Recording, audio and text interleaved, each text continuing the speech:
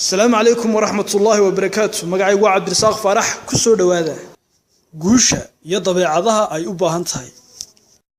قوشو ووح آذو قبلارن إيري قرى قوشو وكاميرا دالينتا دمان ريوين كاغا وكو قوليسيغا هذا في ذادا وانا ودادا كوهو قام سفر حدا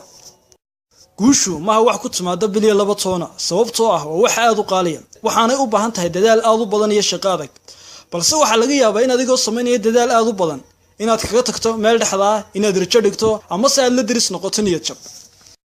dhammaan waxyaabani waa wax kugu dhici kara haddii aanad lahayn dabeecadaha iyo hab dhaqanka ay leeyihiin dadka guuleysta maadaama guushu tahay wax khaas ah wuxuu baa gaaray dad khaas ah balse ha warwarin sifooyinka ay u baahan tahay guushu waa sifooyin aad baran karto xataa hadday dabeecadaha yihiin qaar aad uga fog sifooyinka guusha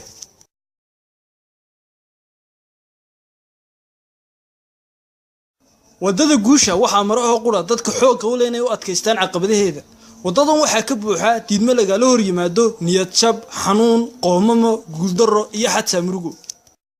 guuldarada si aad u gaadho wadadan dhamaadkeeda waa inaad noqoto qof u dhool cadeeyo guuldarada waa inaad u tixgelisaa inay ka mid tahay nolol maalmeedka caadiga waa inaanad argagixin oo aanad ooyin marka ay kula soo daristo guuldaro balse waa inaad u dhool cadeysaa sina wada socdaalkaaga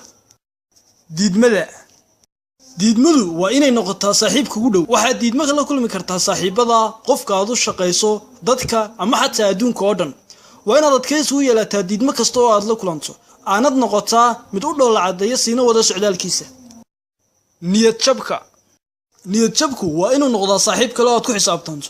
haddii aad tahay qof hansara leh niyad jabku wuxuu ku soo booqan doonaa in ka badan inta uu booqdo dadka kale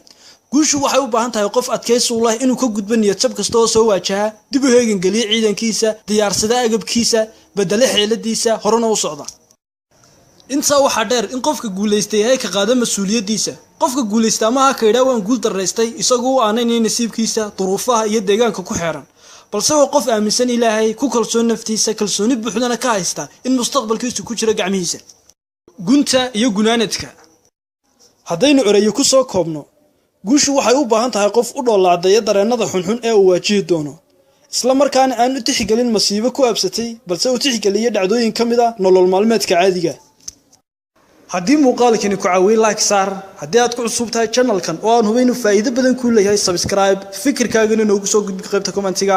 bye bye